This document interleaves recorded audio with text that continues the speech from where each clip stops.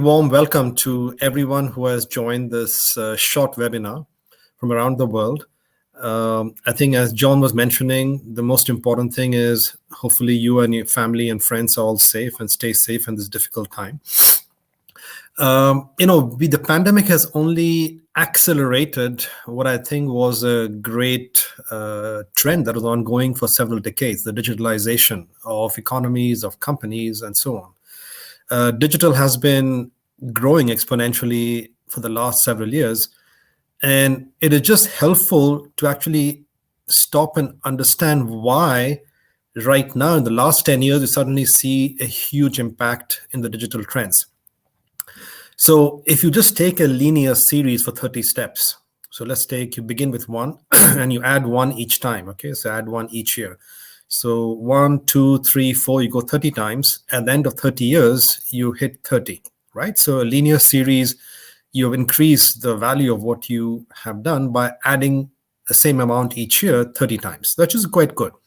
You just take a simple exponential series. So let's say 2 to the power of 1, 2 to the power of 2, 2 to the power of 3. And you go 30 years and you get 2 to the power of 30. And 2 to the power of 30 is close to a billion. So now you start seeing that in terms of digital technology progress, for the last 30, 40 years, things have been doubling every 18 months or so in terms of computation speed. But the impact of the doubling now in the last 10 years has become huge. And this is one reason why suddenly you're finding all kinds of interesting new applications with neural networks coming on board. Neural networks, by the way, as a technology is not new. It's about 40, 50 years old. I did a paper on neural networks in finance when I was in my graduate program at Berkeley more than 30 years ago. But what is different right now is that you have so much more data available and you have so much more computation power available that with these networks, you can do much more. And just the fact that you have more data and more computation power means the accuracy of what you're producing is increasing dramatically. And now the last 10 years, you see neural network systems that are beating the best human experts in a variety of domains that are able to do all kinds of interesting new applications in imagery and like deep fakes and so on. And this trend is going to keep on continuing because there is no sign whatsoever that the computation, let's say, trend is going to slow down. People had thought sometime in the last 5 years that Moore's law, which basically said that the number of chips on a transistors on a chip on the computation power would double every 18 months, would essentially come to a halt because, we're reaching the limits of physically what could be produced in the semiconductor fab. But now what you're seeing is that optical computing and quantum computing are actually becoming more mainstream. So as quantum computing becomes more mainstream, what the expectation is that the rate of progress in digital technologies, in digital computation power is actually going to become faster, not slower. So you're looking at the next 10, 20, 30 years where there'll be tremendous growth in computation power available for cheap. With the whole Internet of Things, with the whole rise of big data, the amount of data available is increasing dramatically.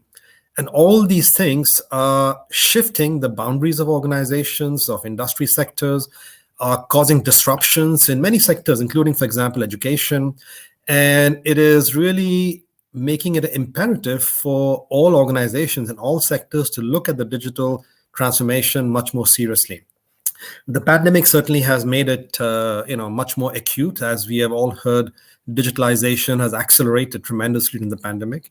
And we expect that this digitalization of companies and sectors and economies will, in fact, keep on increasing and improving over the next few years.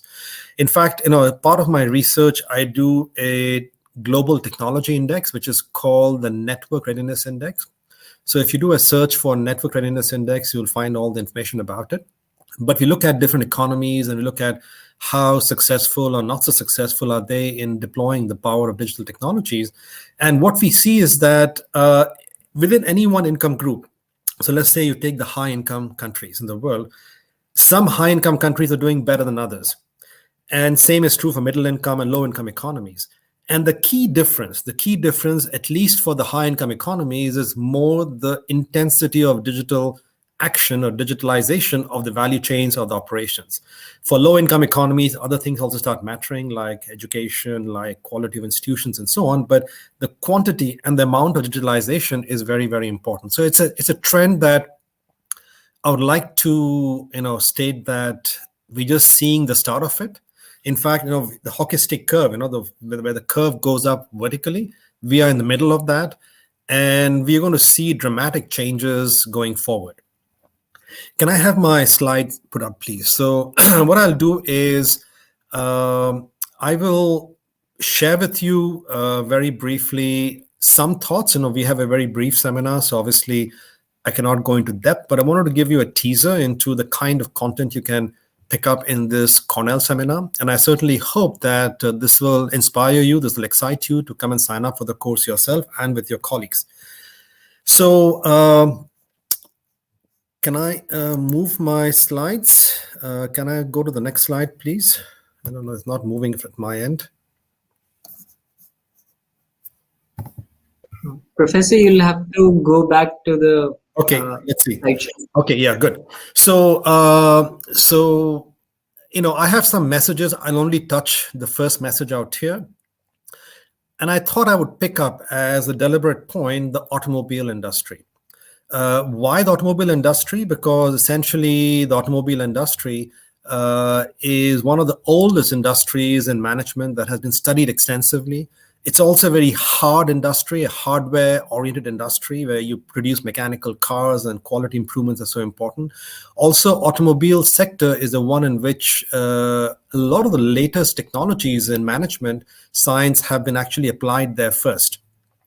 And I will, not in this session, but in the session in Cornell, I will talk about how organizations are designed to cope with disruptive change, because automobile sectors are facing disruptive change. And I will talk about in the session at Cornell in the program about how sometimes good management leads to poor decisions in the face of disruptive change. So sometimes, you want to do the right things, but you apply a good management theory, and in the face of disruption, it leads to wrong decisions. And also, I will outline a comprehensive digital strategy, why that is important. So let's look at the automobile sector just to begin with. And as I told you, the automobile sector is one of the most widely researched, studied sector. And of course, I could take banking and fintech and other services sector, and you would probably see, in information-based sector, the digital transformation quite easily and clearly. But I think it's very helpful to take the automobile sector and understand a little bit in more depth what is actually causing and how is transformation digitally happening in the automobile sector. So if you look at, for example, automobile sales, a lot of the basic goal of car manufacturers around the world has been to sell new cars, because the basic assumption is that you sell new cars and people own cars. So ownership of cars is what is the ultimate customer goal. But what you start seeing is that the actual sales of new car sales had been stagnating for some time. And in fact, on a worldwide basis, before the pandemic, the global car sales was sliding. Okay, and this is happening around the world, not just only in China and MENA and India, different markets, but I think around the world, by and large, global car sales are declining. Now, this is interesting because while you see the car sales declining, you see the number of miles, the number of kilometers being driven by Uber or Didi or Ola or other similar rideshare companies to be actually increasing. And this is one of the first examples of digital transformation where fundamentally what is the customer need has changed. So if you're a car company, the customer need is, for a long time, you thought it was ownership. People wanted to own a car. And now you realize that because of digital technologies, because of these rideshare companies like Uber and Didi and Ola can in fact use digital platforms to connect supply and demand, the real need is mobility. It's not ownership. And this changes, the whole reconceptualization of customer needs and potentially a reconfiguration of the customer demand in the industry. Because think about it, if for 100 years you have thought that the actual customer need you're solving for is one thing, ownership, and actually what the customer wants is something else, mobility, this is a dramatic shift. So this is what is happening right now in the car industry, where various car companies are now trying to say, okay, we need to also get and change a mindset around mobility and what the true customer demand is. Now, if you think about one of the most valuable car companies right now in the world is Tesla. And if you go to the website of Tesla, what you see is that, of course, they sell electric cars, but what they're also doing is selling solar panels, okay, for homes, energy consumption for homes.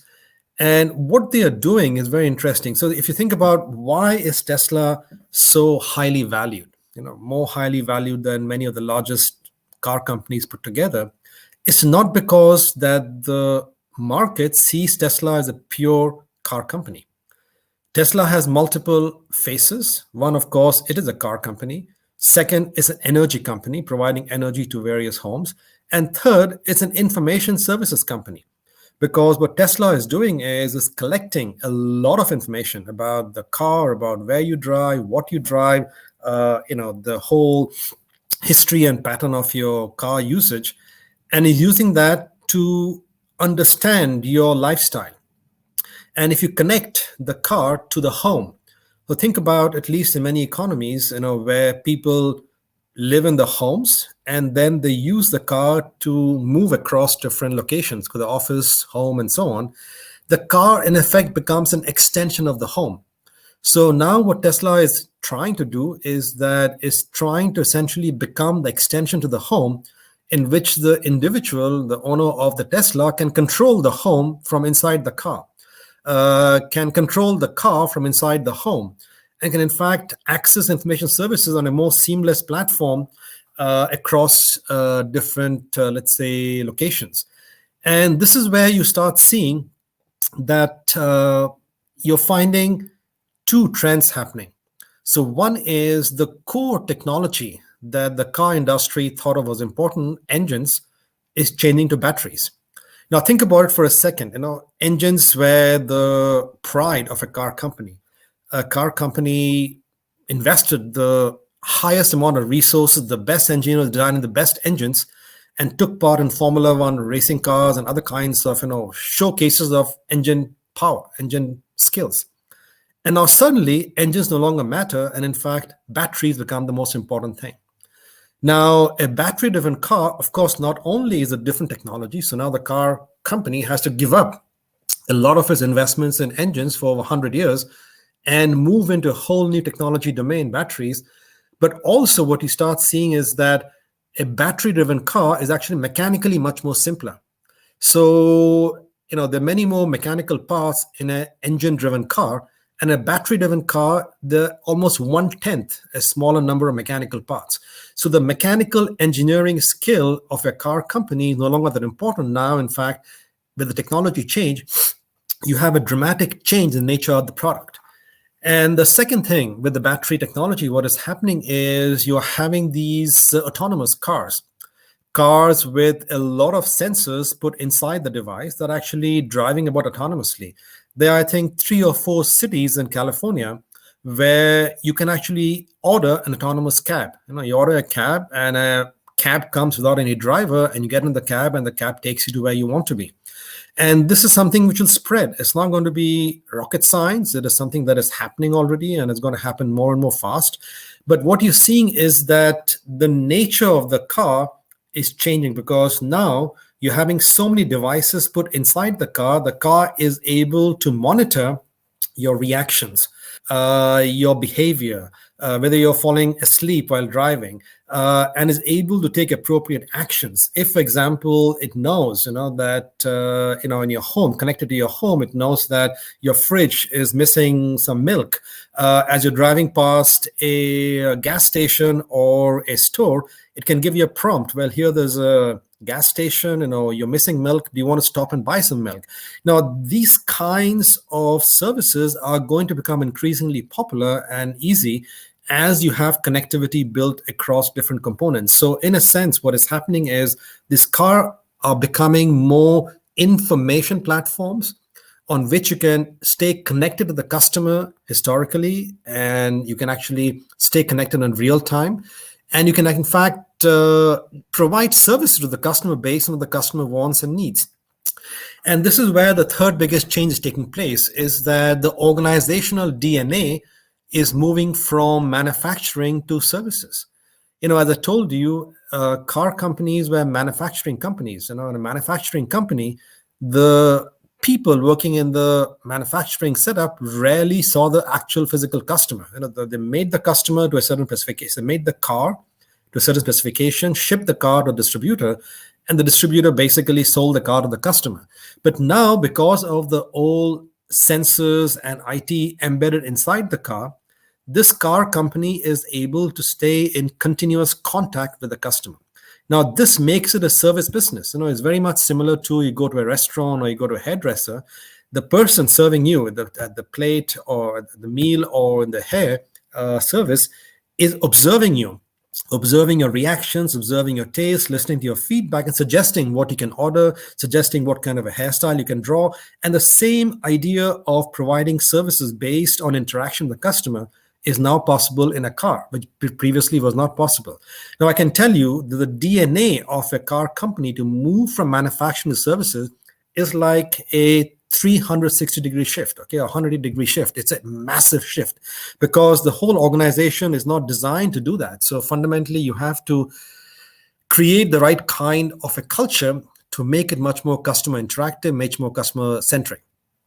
Now, if you think about competition, you're having, of course, traditional players, but you're having a whole bunch of new entrants enter the scene. People are now trying to discover what does electric car look like. Yes, Tesla is certainly a leader, but Tesla is not the only one. There are electric car companies coming in China, in India, in other parts of the world, and they are trying to, in fact, discover what does this new digitally enhanced car company and the car service look like. And you, in fact, even have tech companies, Google and all, entering this whole space. So for a car organization, you have a completely different landscape right now to deal with. Imagine if your competitor historically was Ford and GM, and now your competitor becomes Apple and Google. And that's a very, very different kind of a competitor. And most car companies don't even have the software DNA to be able to compete with these new players. And let me sort of just give the last point out here is that if you think about supply chains, car companies have historically spent a lot of time and effort on building supply chains. So they have built supply chains. They have controlled the supply chains, and often the supply chains, they control the entire supply chain. And they had tier one suppliers, tier two suppliers. They could dominate the tier one, tier two suppliers and say, you have to give this kind of a quality delivery. You have to actually manage this price, and they could dominate the entire supply chain. Now, as you look at the service-based world, a car company has to work with Amazon, has to work with Spotify, has to work with Google, has to work with Apple. And these ecosystem players cannot be dominated that easily. A car company cannot dominate Google, cannot dominate Apple. These are multi-trillion dollar capitalization companies. So they are very, very powerful companies, and the balance of power in the supply chain also has shifted.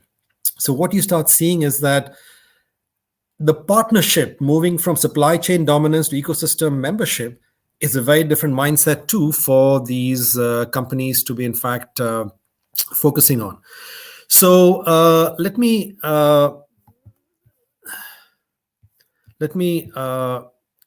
come back to the main panel and essentially, just summarize some of the thoughts. So if you just add these various dimensions of change, what you see is that a traditional industry that was very hardware based, that had for years, decades, built its competence on manufacturing, on engines, on mechanical design, and an industry in which they control the whole supply chain, suddenly now has to deal with a completely different environment. A different environment in which the customer demand has shifted, the core technology has shifted, The manufacturing DNA has shifted to a service DNA. The whole supply chain has given way to a ecosystem kind of situation. And of course, other aspects out here which make the entire transformation a very significant one. So I think this is just a small flavor of the kind of change happening. And of course, if you go to other information-based businesses like in music or like in finance or like in education, you'll find other more dramatic changes happening. But the car industry is a good example of the kind of digital transformation that is happening around us. And I think, what I hope you will learn from a program like this Cornell Digital Leaders Program is how to understand this change, how to react to it, how to, in fact, prepare your own organization for winning in this digital revolution, because this is not a one-time process. This is going to continue. The exponential curve is going on, and this is going to continue every X number of years. So this is a dramatic shift in the mindset of the organization, and I believe that this program will make you better prepared for surviving and thriving in that new shift. John, over to you for questions or other kinds of interactions here.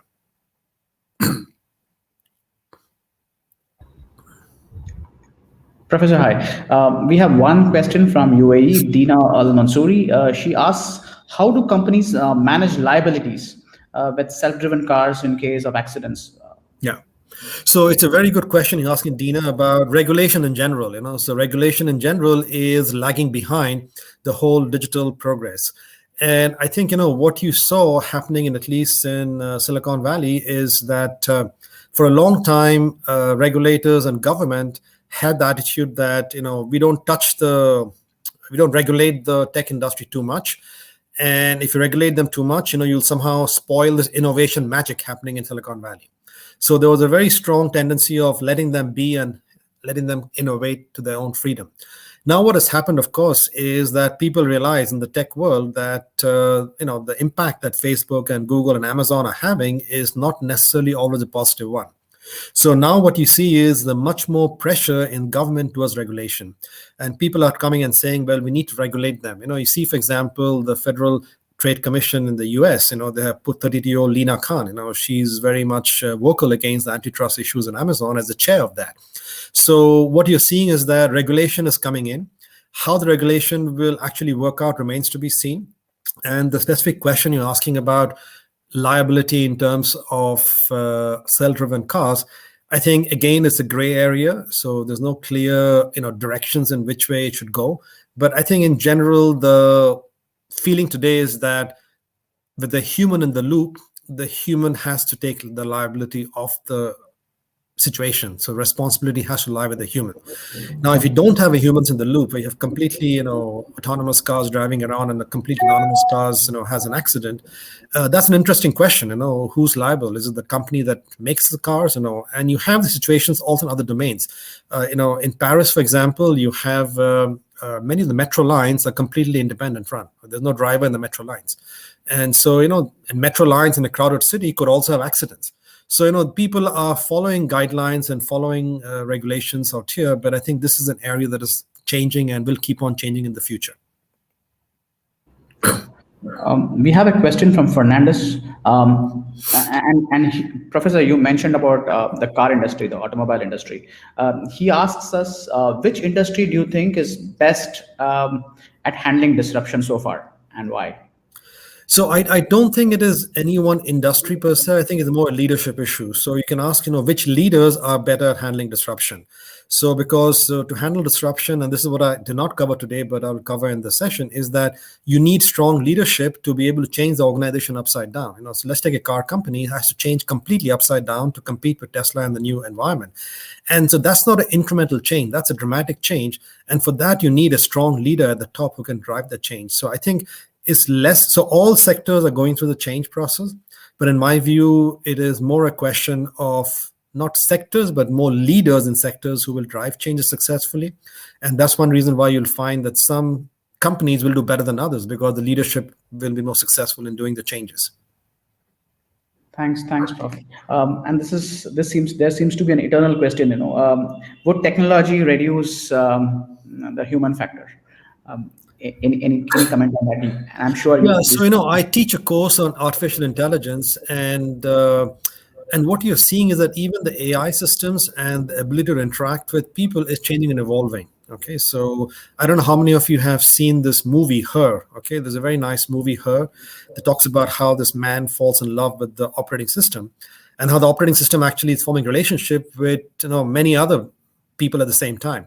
And by the way, that is not science fiction. Right now in China, there is a software program, a bot that was created by Microsoft China called Xiaoce. Okay, Xiaoce. So just search for it, you'll find it.